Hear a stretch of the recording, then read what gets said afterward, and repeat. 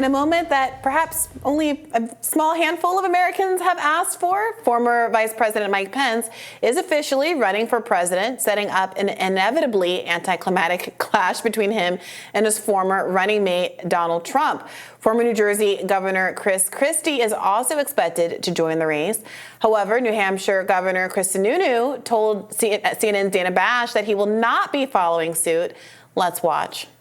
We've taken the last 6 months to really kind of look at things, where everything is, and I've made the decision not to run for president on the Republican ticket in 2024. And obviously a lot goes into that decision, but it's been quite an adventure, but not the end of the adventure by any means. Sununu, a no-no on running for president. Later in that interview, he says what is a very astute observation is that, like, look, I don't want Trump to be the nominee again, and I feel like we're just going to be splitting the anti-Trump vote at this point, which, yeah, he should have a conversation with Chris Christie about that. And also, frankly, Mike Pence, who, look, has wanted to run for president for a long time, was up until January 5th a very plausible successor to Donald Trump as the Republican standard bearer. But A, Donald Trump is not actually going away, so he's not handing the baton off to anyone.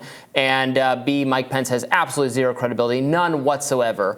It would be hard to find a major Republican figure with less credibility with the Republican base than Mike Pence. There would be more Democrats voting for Mike. I mean, obviously not in the Republican primary. It is interesting. Let me just steel man this a little bit. There is an argument that having certain candidates in the race can help to clear the way for some of Trump's opponents by drawing heat and making attacks that maybe the front runners shouldn't be making. So, for example, there was this moment in the very crowded Democratic primary field in 2020 where Tulsi Gabbard was not very successful, but she really kneecapped Kamala Harris, and that was the beginning of the end of her campaign when she called her out on flip-flopping on Joe Biden's record on busing and integration. There was another moment where Elizabeth Warren, who also failed to win a single state, did have some impact toward the end of the race when she basically knocked Bloomberg out of the running by getting him on some of this Me Too stuff.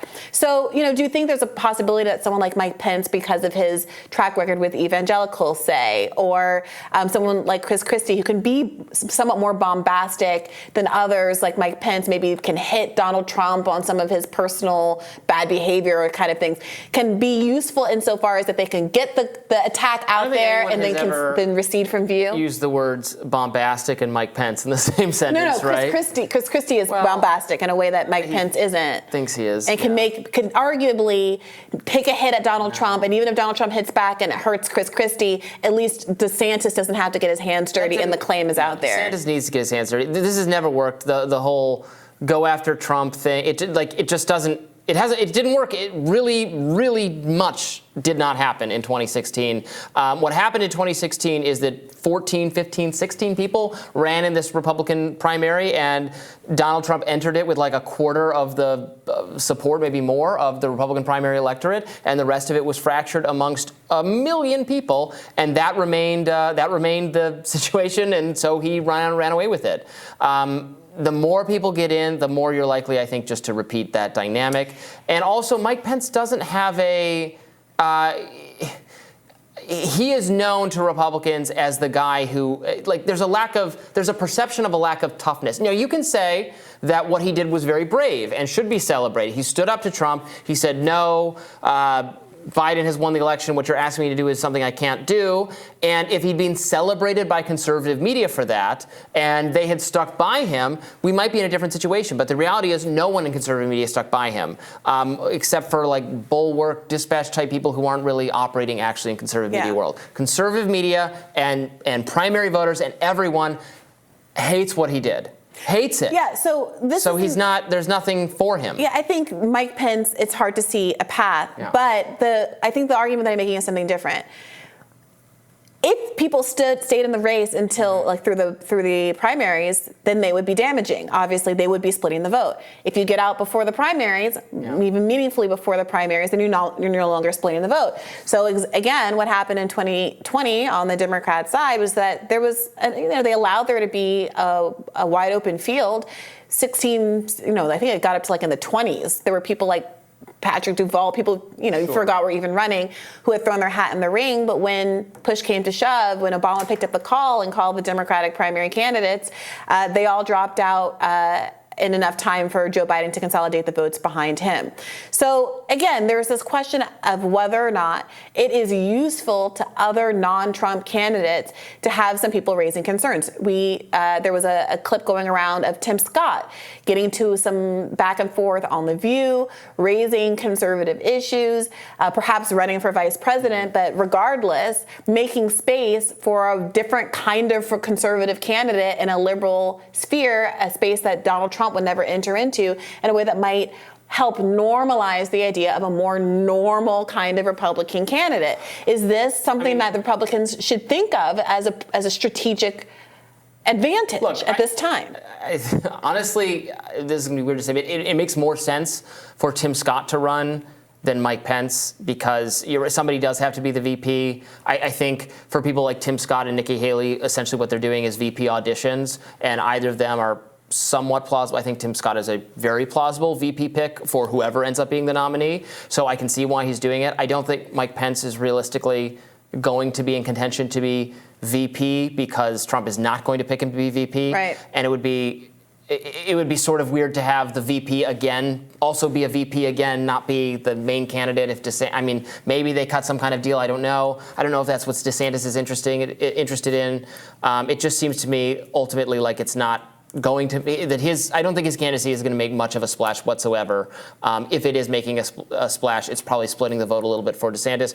Maybe that won't matter if he gets out early, if he endorses DeSantis. I think that would be important. That would probably be what he can do if what he cares about is stopping Trump from being the nominee again. Yeah, well, and it all might come short. But and then we had some other candidate news we wanted to get to. Yes, there's not only Republicans throwing their hat in the ring. Cornel West announced he's running for president as part of the People's Party.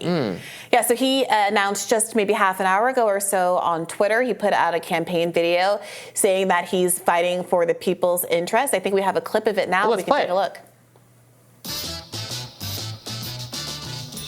In these bleak times, I have decided to run for truth and justice, which takes the form of running for president of the United States as a candidate for the People's Party. I enter into quest for truth. I enter into quest for justice. And the presidency is just one vehicle to pursue that truth and justice, what I've been trying to do all of my life. It's nice to see a young man get into the Democratic race. Yeah, we were joking off camera that at 70 years old, he's part of the young flank of announced Democratic candidates as opposed to Trump and Biden. Look, what do you make of this? Do you think there's room here?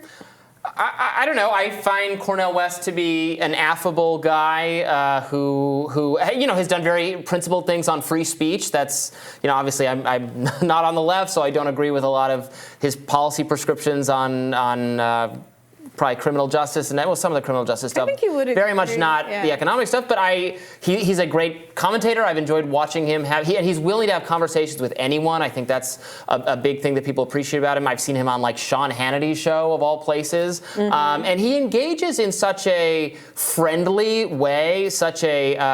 He calls everybody brother. He has this kind of let's create a family and a fellowship and try to get to the bottom of our disagreements in a polite way. And he has made very courageous stances on free speech, on defending the rights for people that whose views he probably utterly thinks are odious, disagree with, signed statements on behalf of canceled people. So I have huge respect to the man, very much so. And he has been very critical of Barack Obama in ways that hurt his professional career in academia, and has been willing to be critical of Joe Biden in the way that very few others have done in this space. He has been singularly focused on economic justice in a way that I think makes people trust him, even if they don't necessarily agree with the ways that he plans to improve the economic fate of so many Americans. People felt this way about Bernie, too.